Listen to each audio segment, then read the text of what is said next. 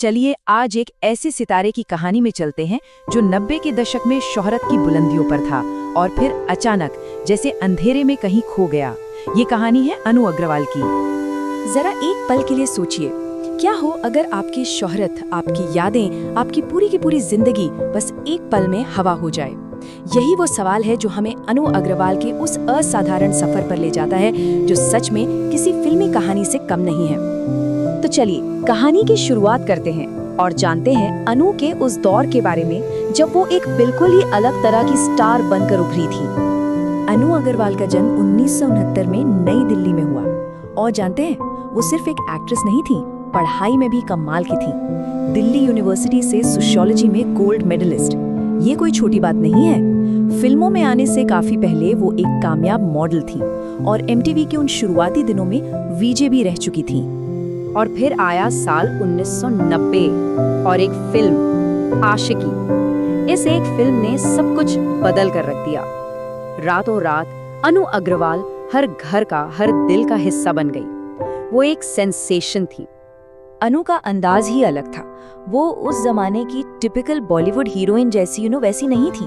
उनके लुक्स में, उनकी एक्टिंग में एक तरह का कच्चापन था, एक सच्चाई थी और शायद इसीलिए उन्होंने लोगों के दिलों में एक खास जगह बना ली। लेकिन इतनी शोहरत, इतनी कामयाबी, इसके बावजूद उन्हें अंदर से एक अजीब सा खालीपन लगता था। ऐसा लगता था जैसे कुछ तो है जो मिसिंग है। ये सफलता उन्हें वो सुकून नहीं दे पा रही थी जिसकी उन्हें असल में तलाश थी। और इसी खालीपन ने उन्हें एक बिल्कुल अलग रास्ते पर मोड़ दिया।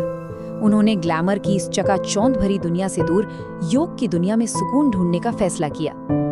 तो सोचिए, उनकी जिंदगी में दो दुनियाएं थी। एक तरफ ग्लैमर, फिल्में, जबरदस्त शोहरत, लेकिन अंदर से अधूरी। और दूसरी तरफ त्याग, सेवा और अध्यात्म वाली एक योगी की जिंदगी। और 1997 में उन्होंने दूसरी राह को चुना।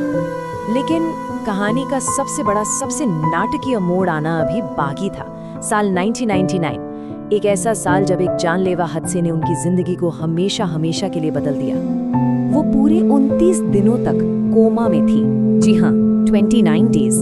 एक ऐसा हादसा जिसने जैसे जिंदगी पर ही पॉज बटन दबा दिया हो। और जब वो कोमा से बाहर आई तो हालत बहुत ज्यादा खराब थी। उन्हें कुछ भी याद नहीं था, कुछ भी नहीं। मतलब कंप्लीट एमनीशिया। शरीर में अनगिनत फ्रैक्चर थे, सिर पर गहरी चोट थी और शरीर का एक हिस्सा लगभग पैरालाइज हो चुका था। हालत इतनी खराब थी कि डॉक्टरों ने भी कह सकते उम्मीद ही छोड़ दी थी। इस हादसे का सबसे बड़ा असर जानते हैं क्या हुआ? उनका पूरा अतीत, उनकी पूरी पहचान जैसे किसी ने इरेजर से मिटा दी हो। एमनेजिया मतलब याददाश्त का चले जाना। अब ये थोड़ा या पूरा भी हो सकता है। अनु के केस में ये पूरा था।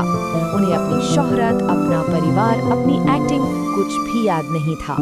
सोचिए, उनकी जिंदगी की किताब का हर पन्ना कोरा हो चुका था। लेकिन यहीं से एक चमत्कारिक वापसी की कहानी शुरू होती है और अनु अपनी इस अविश्वसनीय रिकवरी का पूरा क्रेडिट योग और मेडिटेशन को देती हैं, जिसे वो अपनी जिंदगी में हादसे से पहले ही शामिल कर चुकी थी। तो अब शुरू होता है तीसरा अध्याय।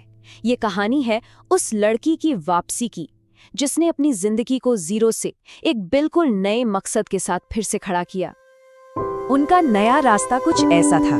2001 में उन्होंने संन्यास ले लिया, फिर 6 साल तक एक सन्यासी की तरह जिंदगी जी। 2016 में उन्होंने अपनी कहानी दुनिया को बताई अपनी आत्मकथा के जरिए और फिर अपनी एक फाउंडेशन शुरू की।